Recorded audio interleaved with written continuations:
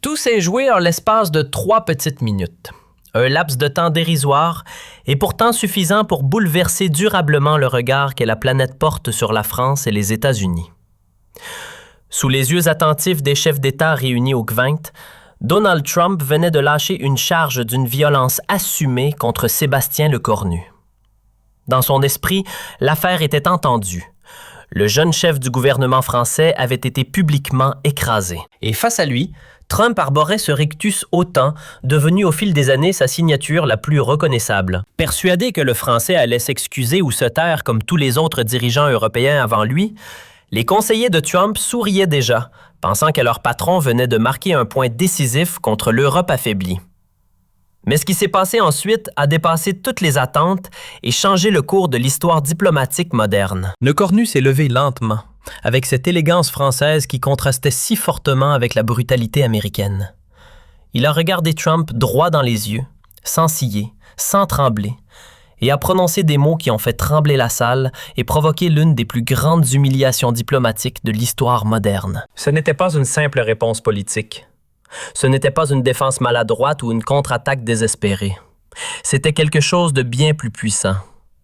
Le moment où la France a rappelé au monde entier qu'elle ne se laisse intimider par personne, pas même par le président des États-Unis. En 3 minutes, un homme de 39 ans allait réussir ce que des décennies de diplomatie européenne n'avaient jamais accompli. Faire taire Donald Trump et restaurer le respect pour la voix française dans le concert des nations. Pour comprendre l'ampleur de ce qui s'est passé ce jour-là au sommet du G20 à Rio de Janeiro, il faut remonter quelques semaines en arrière, quand la France traversait l'une des crises les plus graves de son histoire récente et que Trump croyait pouvoir exploiter cette faiblesse apparente pour humilier publiquement l'Europe tout entière. Septembre 2000, la France était en ébullition totale. Les manifestations, véritables blocus, paralysaient non seulement Paris, mais toutes les grandes villes du pays. Lyon, Marseille, Toulouse, Bordeaux, partout. Les rues étaient envahies par des cortèges de manifestants exigeant des changements radicaux. L'économie vacillait dangereusement avec des grèves dans tous les secteurs stratégiques. Les transports étaient à l'arrêt, les hôpitaux fonctionnaient au ralenti, même les écoles fermaient leurs portes. Le CAC 40 perdait des points chaque jour. Les investisseurs étrangers commençaient à fuir et la dette française explosait sous la pression des dépenses d'urgence. Dans ce chaos généralisé, la chute spectaculaire du gouvernement Bayrou avait plongé le pays dans une instabilité politique majeure. François Bayrou, ce vétéran de la politique française, avait été balayé par une motion de censure historique qui avait réuni l'extrême gauche et l'extrême droite dans un front commun inédit. Les images de sa dernière intervention à l'Assemblée, les larmes aux yeux, avaient fait le tour du monde, donnant l'impression d'un pays au bord de l'effondrement. C'est dans ce contexte absolument chaotique que Sébastien Lecornu, à seulement 39 ans, avait été nommé Premier ministre par Emmanuel Macron. Une nomination qui avait surpris absolument tout le monde et que beaucoup considéraient comme un pari risqué, voire désespéré, du président de la République. Lecornu n'était pas un politique traditionnel. Certes, il avait été ministre, mais il venait du monde de l'entreprise, de la gestion concrète. Beaucoup le voyaient comme un technocrate sans charisme, incapable de faire face à la tempête politique qui secouait la France. Les médias français eux-mêmes doutaient de ce choix, parlant de dernière carte de Macron et de pari impossible. Et pourtant, dès ses premiers jours à Matignon, Lecornu avait montré une détermination et une habileté politique qui avaient surpris ses plus féroces détracteurs. Trump observait cette situation depuis Washington avec un intérêt grandissant et une satisfaction à peine dissimulée. Pour lui, c'était l'occasion rêvée de s'en prendre à la France. Ce pays qui osait, depuis des années, critiquer sa politique, résistait à ses demandes et donnait des leçons de démocratie au monde entier. La France de De Gaulle, qui avait dit non à l'Amérique. La France de Chirac, qui s'était opposée à la guerre en Irak. La France de Macron, qui critiquait sa politique climatique. Tous ces affronts étaient restés en travers de la gorge de Trump. Maintenant que le pays semblait affaibli, c'était le moment de la revanche. La France s'effondre complètement, tweetait-il régulièrement depuis son compte personnel, suivi par des centaines de millions d'abonnés. Leur nouveau premier ministre est un parfait débutant. Très triste situation. Les Français méritent mieux que ce chaos. Ces attaques répétées étaient diffusées 24 heures sur 24. Les ambassadeurs se convoquaient mutuellement. Les déclarations officielles se succédaient, mais Trump ne comptait pas s'arrêter aux réseaux sociaux et aux escarmouches diplomatiques traditionnelles. Dans son bureau ovale, entouré de ses conseillers les plus fidèles, il préparait quelque chose de beaucoup plus spectaculaire pour le prochain sommet du G20. Steve Bannon, son ancien stratège revenu dans son cercle rapproché, lui avait soufflé l'idée. Donald imagine l'impact si tu humilies publiquement ce gamin français devant tous les dirigeants mondiaux. CNN, Fox News, BBC, tous diffuseront en direct. Le monde entier verra que l'Amérique reste la seule vraie superpuissance et que l'Europe n'est qu'un continent de dirigeants incapables de gérer leurs propres problèmes. L'idée avait séduit Trump immédiatement. Dans son esprit, humilier publiquement le cornu devant tous les dirigeants mondiaux enverrait un message clair et définitif. La France était affaiblie, l'Europe était déclinante et l'Amérique restait la seule superpuissance crédible capable de diriger le monde occidental. Il voyait déjà les titres des journaux du lendemain, les analyses télévisées, les commentaires admiratifs sur sa performance diplomatique. Ce qu'il ne savait pas, ce qu'aucun de ses conseillers ne pouvait imaginer, c'est que le cornu se préparait lui aussi à cette confrontation inévitable, mais avec une approche complètement différente. Pendant que Trump planifiait son offensive médiatique, le premier ministre français travaillait dans l'ombre avec une équipe restreinte de ses plus fidèles collaborateurs. Dans le plus grand secret, le cornu avait réuni dans son bureau de Matignon une cellule de crise composée des meilleurs experts français en géopolitique et en communication. Il y avait là Hubert Védrine, l'ancien ministre des Affaires étrangères dont l'expérience diplomatique était légendaire, Jean-David Lévite, ancien ambassadeur à Washington qui connaissait parfaitement les ressorts de la politique américaine, et Sylvie Goulard, spécialiste reconnue des relations transatlantiques. Ensemble, ils avaient analysé méticuleusement tous les discours de Trump, ses faiblesses, ses contradictions, ses mensonges répétés. Ils avaient épluché chaque tweet, chaque déclaration, chaque interview pour identifier les failles dans l'armure du président américain. Monsieur le Premier ministre, avait dit Védrine lors d'une de ses réunions secrètes. Trump fonctionne sur l'intimidation et l'improvisation. Il compte sur l'effet de surprise et la brutalité de ses attaques pour déstabiliser ses adversaires. Mais il a un point faible majeur. Il ne supporte pas qu'on lui résiste avec intelligence et préparation. Si vous restez calme et factuel, si vous retournez ces accusations contre lui avec précision, il perdra ses moyens. C'était exactement ce que le cornu comptait faire. Pendant des semaines, il avait travaillé ses arguments, mémorisé les chiffres, préparé ses répliques. Il savait que cette confrontation aurait lieu et il était déterminé à ce qu'elle tourne à l'avantage de la France. Mais plus que de la technique, c'était une question de fierté nationale et de dignité républicaine. Le premier ministre français ne pouvait pas laisser passer les humiliations répétées de Trump sans réagir fermement. Les enjeux étaient énormes. Guerre en Ukraine, crise économique mondiale, tensions commerciales. Mais tous les regards étaient rivés sur la potentielle confrontation entre Trump et le cornu. Les journalistes du monde entier avaient fait le déplacement, sentant qu'il allait se passer quelque chose d'exceptionnel. La première journée se déroula dans une tension palpable, mais sans incident majeur. Trump et le cornu s'évitèrent soigneusement, échangeant tout au plus quelques politesses glaciales lors des séances photos officielles devant le Christ Rédempteur et sur les plages de Copacabana. Les photographes internationaux mitraillaient chaque regard, chaque geste, chaque expression de visage à la recherche du moindre signe de tension entre les deux hommes. Quand ils se trouvaient dans la même pièce, l'atmosphère devenait électrique. Les autres dirigeants le sentaient et adaptaient leur comportement en conséquence.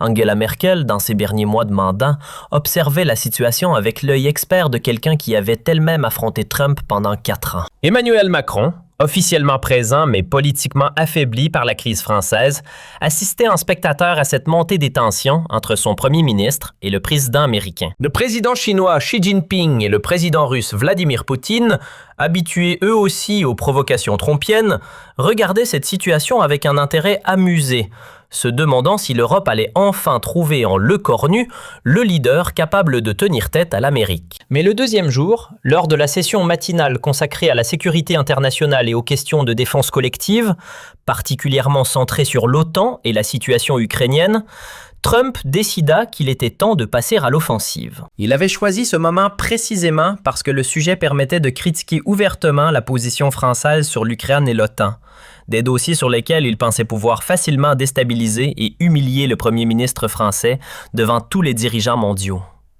Dans l'esprit de Trump, c'était le terrain parfait pour montrer la supériorité américaine et l'inconsistance européenne. À 14h30 précise, dans l'immense salle de conférence de l'hôtel Windsor-Barra décoré aux couleurs du Brésil, quand vint son tour de prendre la parole selon l'ordre alphabétique traditionnel des pays, Trump se leva avec cette assurance caractéristique qui masquait souvent ses faiblesses, mais impressionnait toujours ses partisans. Il portait ce jour-là son costume bleu marine habituel, sa cravate rouge signature, et affichait ce sourire carnassier qu'il réservait généralement à ses adversaires politiques les plus détestés. Autour de la table circulaire, les 19 autres dirigeants du G20, plus les représentants de l'Union européenne, l'observaient avec attention. Chacun savait que Trump n'était jamais aussi dangereux que quand il se sentait en position de force et qu'il flairait la faiblesse chez un adversaire. Il commença par les généralités habituelles sur la nécessité absolue de l'unité occidentale face aux menaces multiples qui pesaient sur le monde libre. Puis, progressivement, comme à son habitude quand il voulait porter un coup fatal, son discours devint plus agressif, plus personnel, plus ciblé. Sa voix prit cette intonation particulière, à la fois méprisante et théâtrale, qu'il utilisait dans ses meetings de campagne pour ridiculiser ses adversaires devant ses supporters en délire. Certains de nos alliés européens, commença-t-il en regardant directement le cornu, semblent avoir oublié ce que signifie vraiment l'engagement envers l'OTAN et la défense de la démocratie. L'attaque était à peine voilée. Tout le monde dans la salle comprit qu'il parlait de la France. Nous voyons des pays qui hésitent à soutenir pleinement l'Ukraine, qui tergiversent sur les livraisons d'armes, qui préfèrent la diplomatie molle à l'action ferme. Sa voix se durcit. Et pendant ce temps, leurs gouvernements s'effondrent, leurs économies vacillent et leurs citoyens descendent dans la rue parce qu'ils n'ont plus confiance en leurs dirigeants. C'était un coup direct contre le cornu et la situation française. Trump continuait, de plus en plus à l'aise. Comment peut-on faire confiance à des partenaires qui ne savent même pas maintenir l'ordre chez eux? Comment peut-on compter sur des leaders qui changent tous les 6 mois? Il marqua une pause théâtrale, savourant l'effet de ses mots. L'Amérique a toujours été là pour défendre la liberté.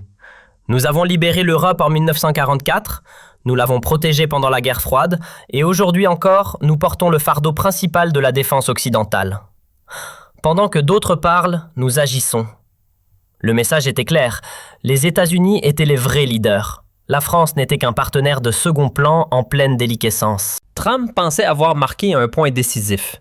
Il s'assit avec un sourire satisfait, certain d'avoir mis le cornu dans l'embarras devant tous les dirigeants mondiaux. Dans la salle, on pouvait sentir la tension. Les autres leaders ne savaient pas où regarder. Certains semblaient gênés par la brutalité de l'attaque.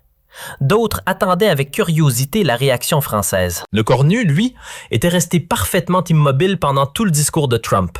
Son visage ne trahissait aucune émotion, aucune colère, aucune surprise. Il prenait des notes, l'air concentré, presque indifférent aux provocations américaines. Cette attitude déconcerta Trump, qui s'attendait à voir le premier ministre français se troubler ou se défendre maladroitement. Quand le modérateur demanda s'il y avait des réponses aux points soulevés, le cornu leva calmement la main. « Monsieur le président Trump, » commença-t-il d'une voix posée, « je vous remercie pour cette intéressante leçon d'histoire américaine. Permettez-moi de vous en donner une en retour. » Trump fronça les sourcils. Ce n'était pas le ton qu'il attendait.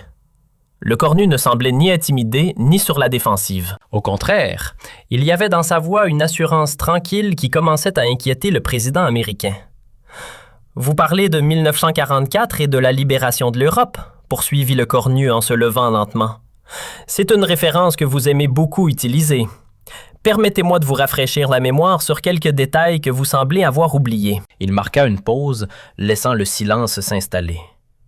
En 1944, Monsieur Trump, les États-Unis sont effectivement intervenus en Europe. Mais savez-vous quand exactement? En juin 1940.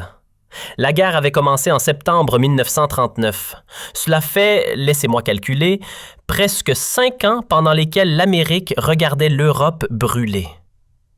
Le ton restait courtois, mais chaque mot portait. Pendant ces 5 années, Monsieur Trump, savez-vous qui résistait déjà?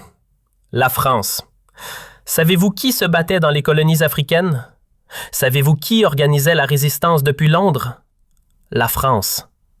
Trump commençait à s'agiter sur sa chaise. Cette leçon d'histoire ne se déroulait pas comme prévu. « Vous parlez de fardeau de la défense occidentale, continua le cornu imperturbablement. Parlons-en du fardeau.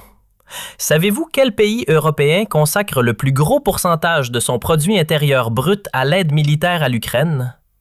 Ce n'est pas l'Allemagne, ce n'est pas l'Italie, c'est la France. » Il sortit quelques notes de sa poche. 2,1% de notre produit intérieur brut en aide militaire directe à l'Ukraine. Les États-Unis, 1,7%. Qui porte vraiment le fardeau, M. Trump? La salle était maintenant suspendue aux lèvres de Lecornu. Même les traducteurs semblaient captivés par cet échange extraordinaire. Vous vous moquez de nos gouvernements qui changent? Lecornu sourit légèrement. Permettez-moi de vous rappeler qu'en démocratie, les gouvernements changent quand le peuple le souhaite. C'est ce qu'on appelle l'alternance démocratique. Vous devriez essayer, c'est assez rafraîchissant. Le coup était rude. Trump rougissait visiblement. Mais puisque vous aimez parler de stabilité, poursuivit Lecornu, parlons de la stabilité américaine. Combien d'investigations judiciaires à votre encontre en ce moment? Combien de procès? La France est-elle vraiment le pays le moins stable dans cette salle? Trump tenta d'intervenir. « C'est du fake news, c'est... » Mais Lecornu l'interrompit poliment, mais fermement. « Monsieur Trump, vous avez eu votre temps de parole. Permettez-moi de finir. » L'autorité tranquille du premier ministre français impressionna toute l'Assemblée. « Vous nous reprochez de ne pas soutenir assez l'Ukraine? » Lecornu haussa légèrement le ton. « La France a livré des chars Leclerc quand l'Amérique hésitait encore. La France a formé 7000 soldats ukrainiens sur son sol.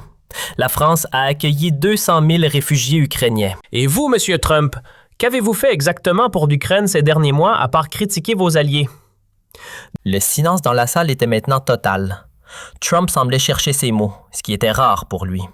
« Mais le plus fascinant dans votre intervention, continua Lecornu avec un calme olympien, c'est cette obsession américaine de toujours donner des leçons à tout le monde. Vous nous expliquez comment diriger nos pays, comment faire de la diplomatie, comment défendre nos valeurs. Permettez-moi une question simple. Qui vous a donné cette autorité morale? » Trump essaya de répondre. « L'Amérique est le leader du monde libre. » « Le leader du monde libre, » Lecornu l'interrompit avec un sourire ironique. « Celui qui a menacé de sortir de l'organisation du traité de l'Atlantique Nord. Celui qui a retiré ses troupes d'Afghanistan en abandonnant ses alliés. Celui qui impose des droits de douane à ses propres partenaires. Quelle époque extraordinaire! » Les autres dirigeants échangeaient des regards stupéfaits. Jamais ils n'avaient vu quelqu'un tenir tête à Trump avec une telle élégance et une telle efficacité. « Mais vous savez quoi, M. Trump? » Lecornu se pencha légèrement vers l'avant. « La vraie différence entre nous, ce n'est pas l'histoire, ce n'est pas la puissance militaire, ce n'est même pas l'économie. La vraie différence, c'est le respect. » Il marqua une nouvelle pause, laissant ses mots résonner. « La France respecte ses alliés. La France ne menace pas ses partenaires. La France ne fait pas de chantage à ses amis. La France ne fait pas de Twitter la base de sa diplomatie. » Trump était livide. Il tenta un dernier assaut. « La France est finie. Votre économie s'effondre. Vos villes brûlent. »« Nos villes brûlent? » Lecornu éclata d'un rire franc. « Monsieur Trump, avez-vous regardé les images de vos propres villes américaines récemment? Détroit, Baltimore, San Francisco? Parlons-nous vraiment de villes qui brûlent? » Il redevint sérieux.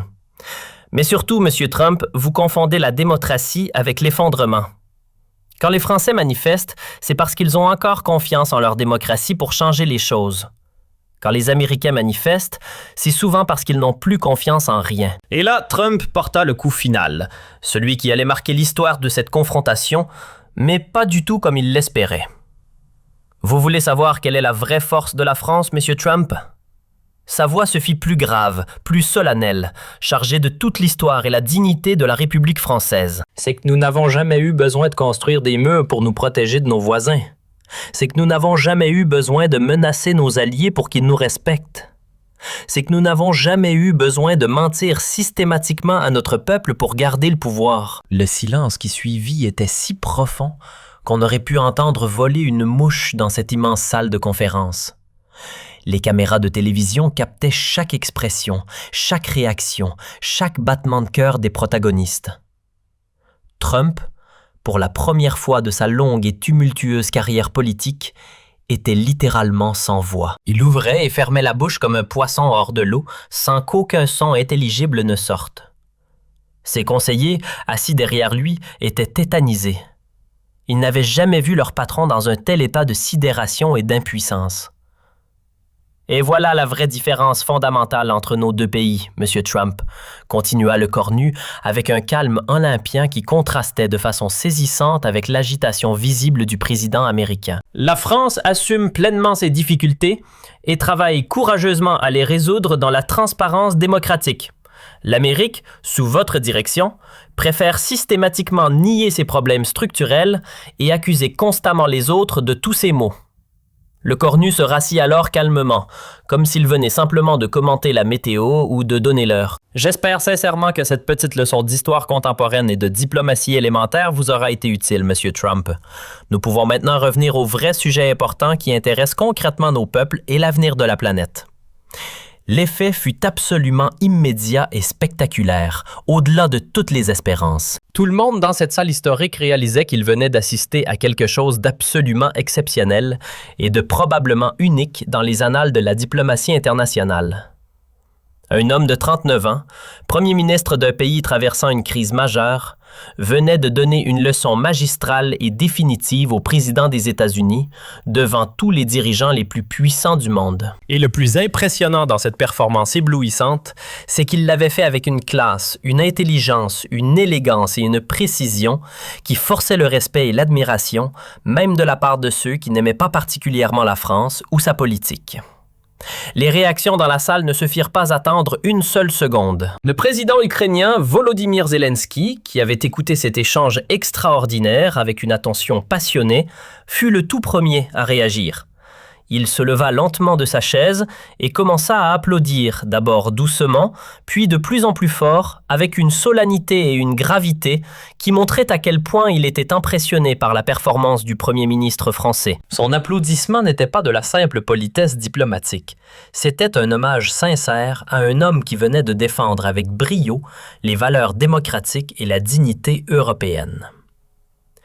Puis, le premier ministre canadien Justin Trudeau se joignit immédiatement à lui, suivi presque instantanément par la chancelière allemande Angela Merkel, qui, malgré ses relations parfois compliquées avec la France, ne pouvait qu'admirer la maîtrise diplomatique dont elle venait d'être témoin. En quelques secondes seulement, c'était un véritable raz-de-marée d'applaudissements qui déferlait dans la salle. Tous les dirigeants présents, à l'exception notable de Trump lui-même et de quelques rares alliés traditionnels et inconditionnels des États-Unis, applaudirent le premier ministre français avec un enthousiasme et une sincérité qui n'avaient rien de protocolaire. Même Vladimir Poutine et Xi Jinping, pourtant peu enclins aux démonstrations d'émotions publiques, esquissèrent des sourires approbateurs. C'était un moment historique. L'Europe venait de retrouver sa voix face à l'Amérique trumpiste. Trump, rouge de colère et d'humiliation comme jamais personne ne l'avait vu auparavant, quitta précipitamment la salle sans un mot, sans un regard, sans même essayer de sauver la face par une dernière réplique. Ses conseillers les plus proches, visiblement paniqués par cette débâcle diplomatique sans précédent, tentaient de le rattraper dans les couloirs en murmurant des excuses embarrassées aux autres délégations et en promettant que le président était simplement fatigué par le décalage horaire. Mais personne n'était dupe. Le mal était fait, et il était irréparable. Pour la première fois de sa tumultueuse carrière politique, Donald Trump venait d'être publiquement et spectaculairement humilié par un dirigeant étranger, et ce, dans les conditions les plus officielles et les plus médiatisées qui soient. Dans les heures qui suivirent immédiatement cet échange historique, l'onde de choc se propagea à la vitesse de l'éclair dans le monde entier. Les réseaux sociaux littéralement explosèrent sous le volume des réactions. Le mot dièse le cornu Destroy Trump devint tendance mondiale numéro 1 en moins de 2 heures seulement, battant tous les records de viralité jamais enregistrés sur Twitter, Facebook, Instagram et TikTok. Les vidéos de l'échange filmées sous tous les angles par les caméras officielles du G20 et les journalistes présents furent vues et partagées des centaines de millions de fois en quelques heures sur YouTube. La séquence complète atteignit 500 millions de vues en 24 heures. Un record absolu pour un contenu politique. Les médias du monde entier, de CNN à la BBC, de France 24 à Deutsche Welle, de NHK à Al Jazeera, parlaient unanimement de la réponse française qui a marqué l'histoire et de l'humiliation diplomatique du siècle. Les éditorialistes les plus respectés de la planète, ceux qui d'habitude restaient dans la retenue et la mesure, n'hésitaient pas à parler d'un moment historique et d'un tournant dans les relations internationales. Le monde entier parlait de la réponse française qui a marqué l'histoire et de l'humiliation diplomatique du siècle. En France particulièrement, l'effet fut immédiat et d'une puissance inouïe. Dans un pays qui traversait depuis des mois sa pire crise politique et sociale depuis mai 1968, l'impact des 3 minutes de Lecornu fut littéralement révolutionnaire. Les manifestations cessèrent brutalement et spontanément dans toutes les villes du pays. À Paris, les leaders syndicaux eux-mêmes appelèrent à la suspension immédiate de tous les mouvements de grève. Philippe Martinez de la Confédération générale du travail, pourtant habitué à critiquer tous les gouvernements sans exception, déclara devant les caméras: « Nous suspendons immédiatement et inconditionnellement tous nos mouvements sociaux. Monsieur Lecornu vient de redonner sa dignité et sa fierté à la France. Nous ne pouvons que saluer ce moment historique. » Laurent Berger de la Confédération française démocratique du travail, d'ordinaire plus modéré, fut encore plus explicite. « Ce que nous venons de voir dépasse toutes les considérations politiques partisanes. Un homme de 39 ans vient de rappeler au monde entier ce que signifie être français. Nous sommes fiers de notre Premier ministre. » Pour la première fois depuis des mois interminables, les Français de toute tendance politique, de toute classe sociale, de toute génération, étaient miraculeusement unis derrière leurs dirigeants. L'union sacrée était de retour, comme au plus grand moment de l'histoire nationale. Dans les cafés, dans les bureaux, dans les écoles, dans les usines, partout on ne parlait que de ces 3 minutes extraordinaires qui avaient redonné son prestige à la France. Les sondages de popularité de Lecornu explosèrent littéralement tous les compteurs. 89% d'opinions favorables en 48 heures, du jamais vu sous la Ve République, dépassant même les records historiques de De Gaulle après le putsch des généraux ou de Chirac après son opposition à la guerre en Irak. Mais ce qui était encore plus remarquable, c'est que même les opposants politiques les plus féroces et les plus systématiques de Lecornu, ceux qui le critiquaient depuis sa nomination, reconnurent publiquement qu'il avait rendu sa dignité à la France et restauré son prestige international. Marine Le Pen elle-même, pourtant jamais avare de critiques envers les gouvernements en place, déclara sur France 1 « Même si nous avons des désaccords profonds sur de nombreux sujets de politique intérieure, je dois reconnaître que M. Lecornu a honoré la France face à l'arrogance américaine. C'est tout à son honneur et au nôtre. » Jean-Luc Mélenchon, l'éternel opposant, fut encore plus élogieux. Voilà ce que j'appelle défendre la souveraineté française. Lecornu a montré ce que doit être la voix de la France dans le monde. Chapeau. Même Éric Zemmour, d'ordinaire si critique envers tout ce qui venait du pouvoir en place, salua un moment de grandeur française. Le lendemain de cette confrontation historique, Trump, incapable d'accepter sa défaite et son humiliation publique, tenta désespérément de reprendre la main et de sauver sa réputation parce qu'il savait faire de mieux. Une contre-offensive sur les réseaux sociaux.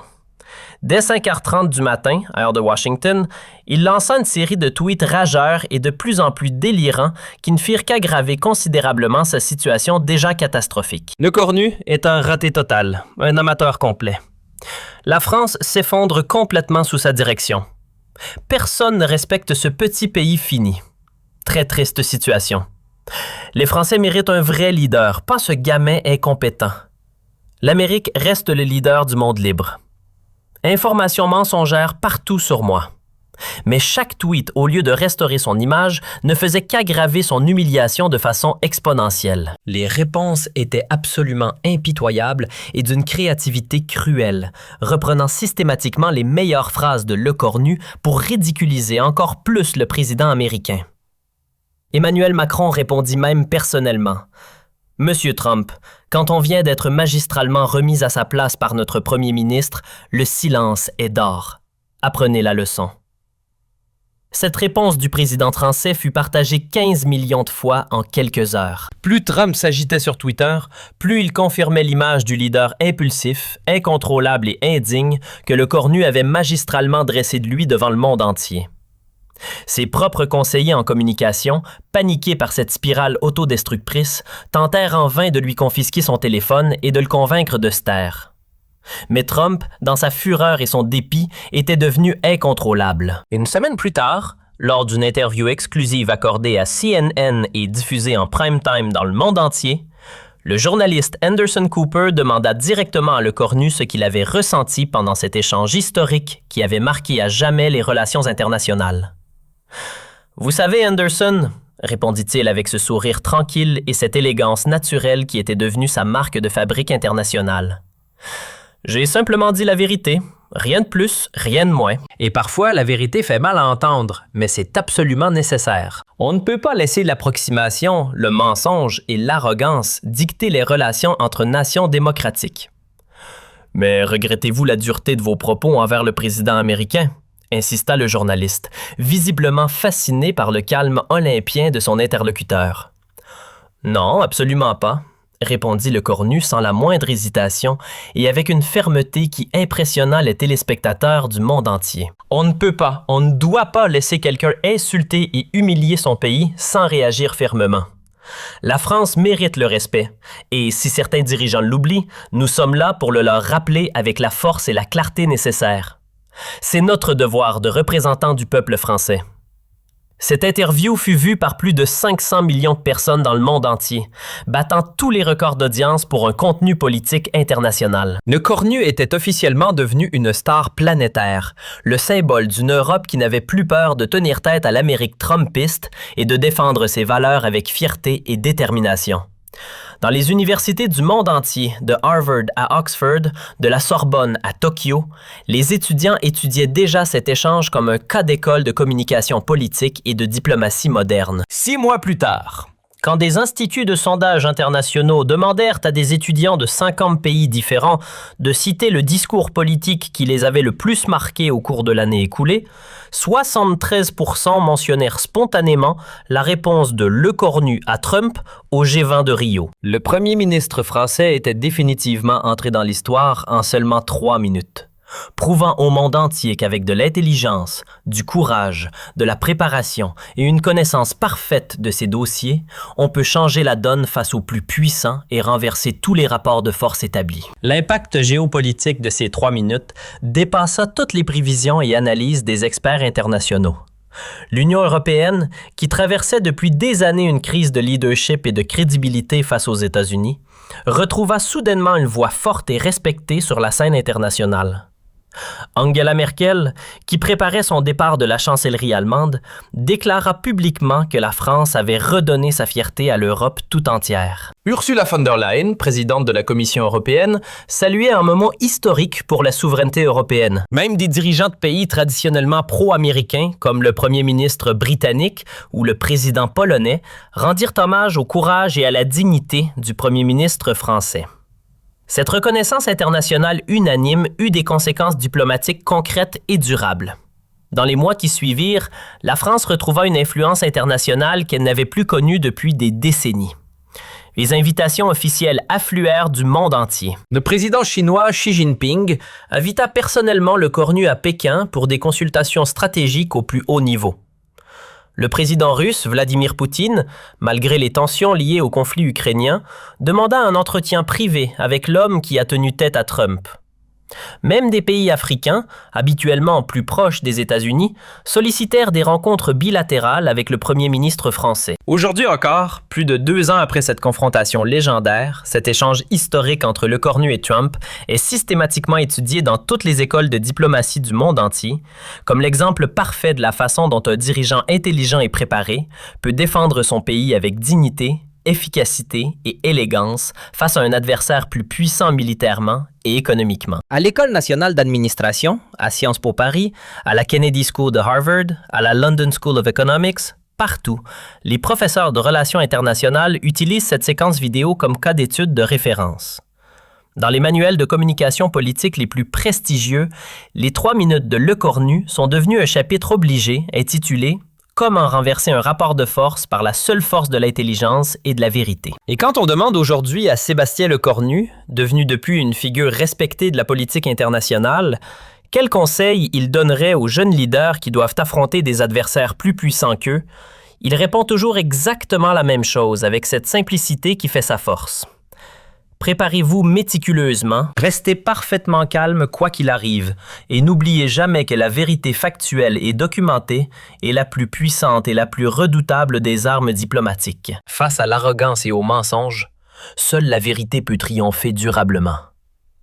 Ces mots, prononcés avec la sagesse de l'expérience, sont maintenant gravés à l'entrée de l'Institut diplomatique français et inspirent quotidiennement des centaines de futurs ambassadeurs et négociateurs. Car au-delà de la politique et de la géopolitique, au-delà même des enjeux franco-américains, cette confrontation historique a démontré quelque chose de fondamental sur la nature humaine et les relations de pouvoir.